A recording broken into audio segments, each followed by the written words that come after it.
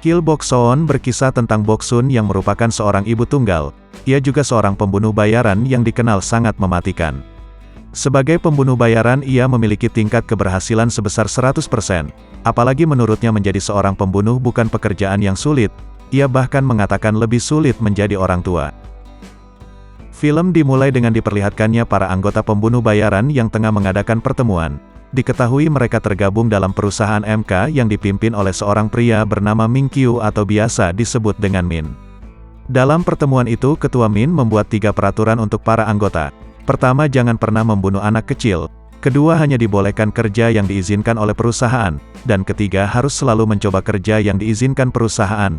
Jika mereka tidak bisa menerapkan ketiga aturan itu, maka mereka akan dikeluarkan dari perusahaan.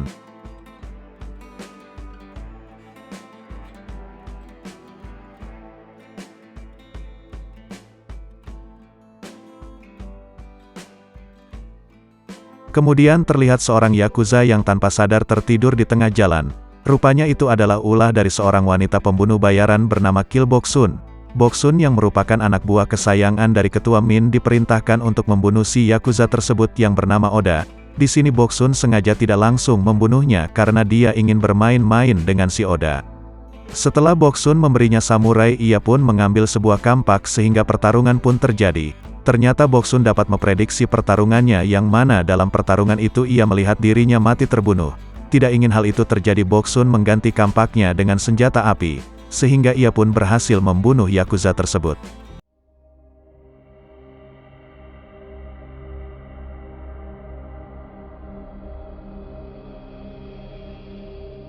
Keesokan harinya kematian mengenai Oda sang pemimpin Yakuza diberitakan di TV. Min yang melihat berita itu ia pun senang karena Boksun telah menjalankan tugasnya dengan baik. Berbeda dengan adiknya yaitu Min Hei, ia terlihat tidak senang karena ia iri dengan kemampuan Boksun yang ahli dalam membunuh.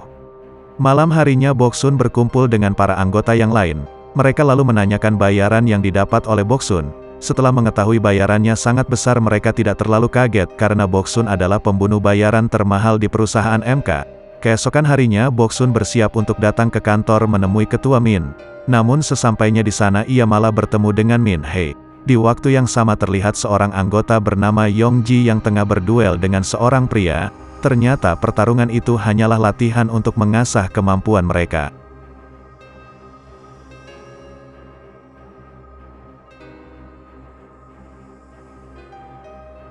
Boksun yang baru tiba di sana ia pun langsung disambut oleh semua anggota. Min Hei lalu mengatakan bahwa Yongji bisa saja menjadi pengganti Boksun karena dia sangat ahli dalam bertarung. Kemudian ia pun menyuruh Boksun untuk berduel dengan Yongji. Namun awalnya Boksun menolak. Namun setelah Min Hei mengatakan bahwa Yongji lebih baik darinya, ia pun akhirnya setuju. Di sini Boksun akan berduel menggunakan sebuah spidol, sementara Yongji menggunakan sebuah pisau. Dalam duel itu Boksun berhasil menang sekaligus membungkam bahwa dia tetap menjadi yang terbaik. Setelah itu Boksun menemui Ketua Min. Di sana ia pun diberi pilihan untuk memilih satu amplop yang nantinya akan menjadi misinya. Ternyata amplop itu adalah peringkat kelas A, misi paling tertinggi sebagai seorang pembunuh bayaran.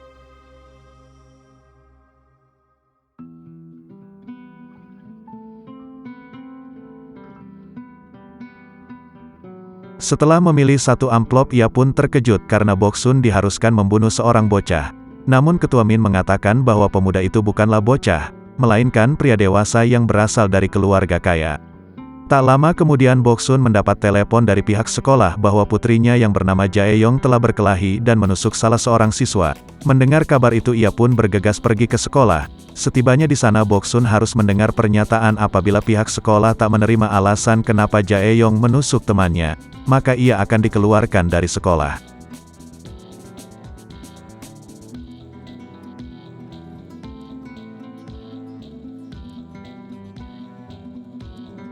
Boksun lalu bertanya kenapa putrinya melakukan itu.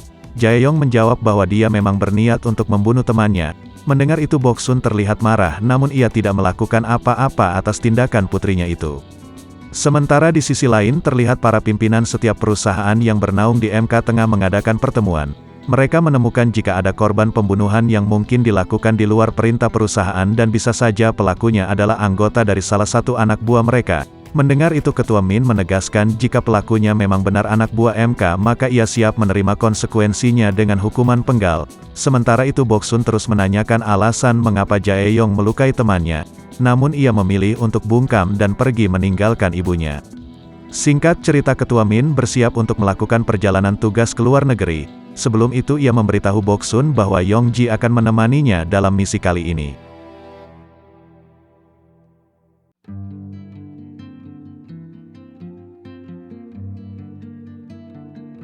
Malam harinya Boksun dan Yongji mulai bergerak dengan menyelinap masuk ke apartemen si korban.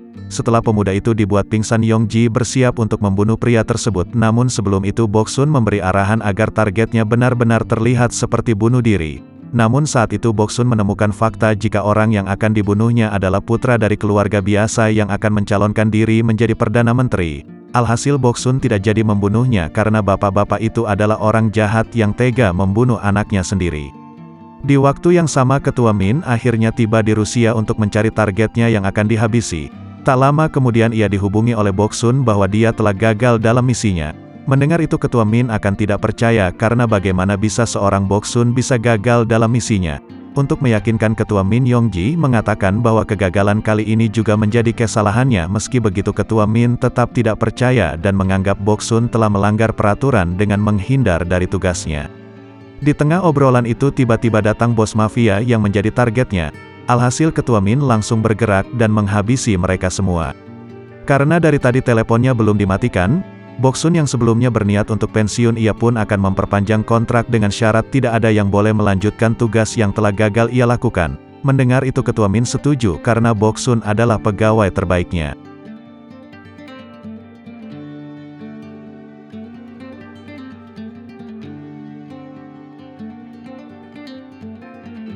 Setelah menyelesaikan misinya Ketua Min menyuruh adiknya untuk menutup kasus Boksun sebagai kasus gagal dan juga menyiapkan kontrak perpanjang dengan Boksun. Mendengar hal itu Min Hee sangat kesal karena keputusan kakaknya bisa saja mempengaruhi reputasi perusahaan. Meski begitu Ketua Min tetap dengan pendiriannya untuk menutup kasus tersebut.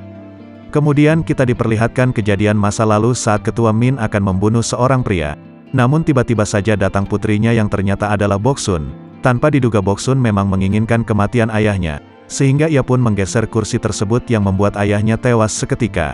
Melihat hal itu Ketua Min buat terkejut sekaligus kagum sehingga ia pun menjadikan Boksun sebagai pembunuh bayaran.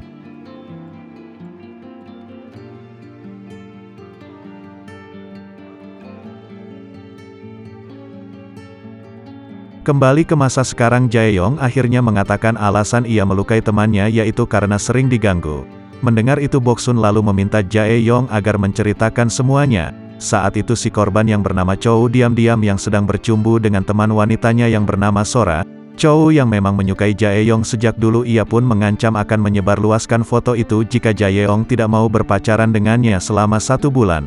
Setelah 1 bulan jauh akan memutuskan hubungan seolah dialah yang mencampakkan Jae-yong.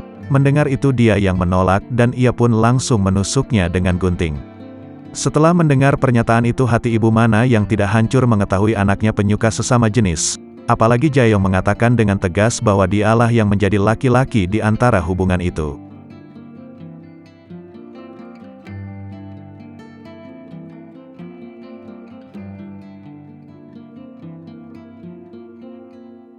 Sementara di sisi lain Min Hee mendatangi salah seorang pembunuh bayaran bernama Haesung untuk memberikan tugas yaitu melanjutkan kasus Boksun yang gagal. Tanpa pikir panjang Haesung langsung setuju. Terlebih lagi namanya akan terkenal karena menjalankan misi tertinggi atau level A. Sementara di sisi lain Boksun didatangi oleh Yongji yang ternyata telah dipecat dari perusahaan karena gagal dalam tugasnya. Mengetahui itu Boksun lalu menenangkannya dan mengajaknya untuk makan. Tak lama kemudian datang para anggota yang lain dan langsung memberitahu bahwa kini Haesung sudah naik ke peringkat A. Mendengar itu Boksun menyadari ada yang tidak beres. Benar saja saat itu Min Hee menghubungi mereka dan menawari pekerjaan untuk membunuh Boksun. Tanpa pikir panjang mereka pun langsung menyerang Boksun termasuk si pemilik kedai. Dalam pertarungan itu Yongji ternyata memilih untuk memburu Boksun sehingga pertarungan pun kembali terjadi. Namun saat Boksun akan dihabisi Yongji ternyata menolong Boksun sehingga Boksun berhasil menghabisi mereka semua.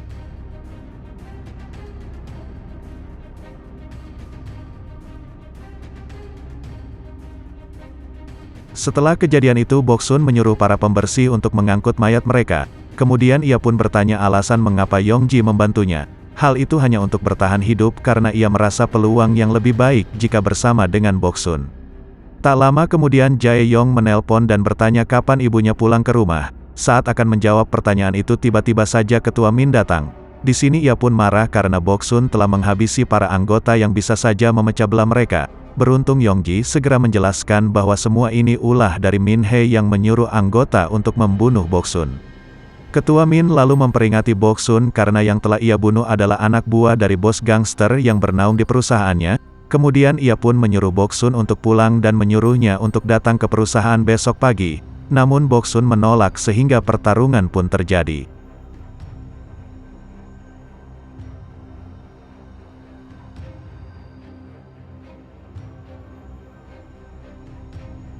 Dalam pertarungan itu, Boksun harus tewas di tangan Ketua Min yang ternyata pertarungan itu adalah prediksinya kalau dia tidak bisa mengalahkan Ketua Min.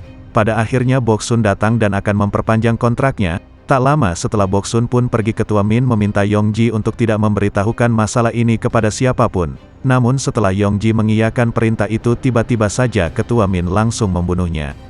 Sementara itu setelah Boksun tiba di rumah ia pun dimarahi oleh putrinya karena sudah membuatnya khawatir. Namun dari situlah mereka mulai dekat dan saling merenung akan sikap yang tak pernah jujur satu sama lain. Meski begitu Boksun pun tetap harus berbohong mengenai pekerjaannya demi kebaikan putrinya.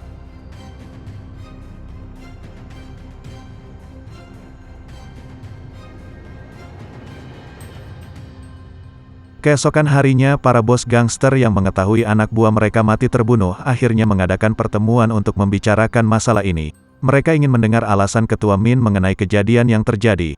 Bahkan mereka memberikan pernyataan jika Ketua Min memiliki keterlibatan atas terbunuhnya anak buah mereka. Di sini Ketua Min mencoba membela bahwa Boksun terpaksa membunuh mereka karena ia lebih dulu diserang. Mr. Shin yang mendengar itu tidak percaya dan meminta Ketua Min untuk membunuh dirinya sendiri sesuai peraturan. Namun Ketua Min menolak dan mengatakan bahwa dialah aturannya. Dengan kejam ia pun membunuh Mr. Shin yang membuat mereka terdiam. Di waktu yang sama Boksun ternyata sudah menghabisi Min Hye setelah tahu ia menjadi bunuh oleh Ketua Min. Kemudian ia pun menantang Ketua Min untuk berduel dengan memberikan sebuah pulpen yang telah ia gunakan untuk membunuh Min Hye. Ketua Min yang mengetahui itu ia pun langsung menerima tantangan tersebut. Para anggota yang mengetahui itu tentu kaget karena Boksun berani menantang Ketua Min.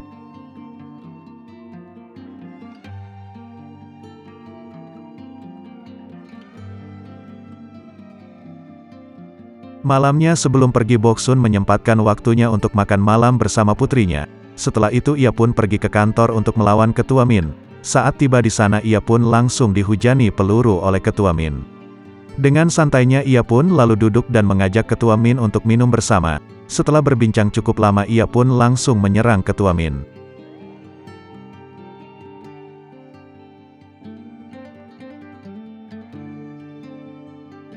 Dalam duel tersebut Boksun harus kalah di tangan Ketua Min yang ternyata itu adalah prediksinya. Boksun kemudian memprediksi kembali pertarungannya. Namun setelah puluhan kali memprediksi ia pun sadar jika Ketua Min tidak memiliki kelemahan dalam bertarung.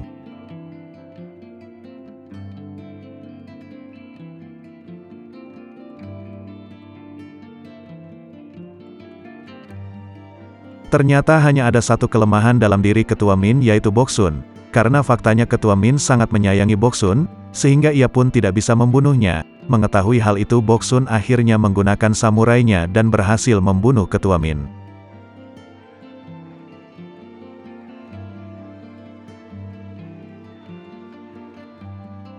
Tanpa diduga kejadian itu ternyata dilihat oleh Jae-yong setelah anak buah Ketua Min datang ke rumah menunjukkan rekaman CCTV. Panik dengan hal itu ia pun segera pulang menemui putrinya. Ketika sampai di rumah Boksun melihat Jae-yong yang masih dalam keadaan tertidur. Namun saat akan menutup pintu Jae-yong seketika saja terbangun kemudian ia pun menghampiri ibunya dan memberikan pujian atas kerja keras ibunya selama ini. Melihat perilaku putrinya itu membuat Boksun merasa sangat bersalah, dan film pun berakhir.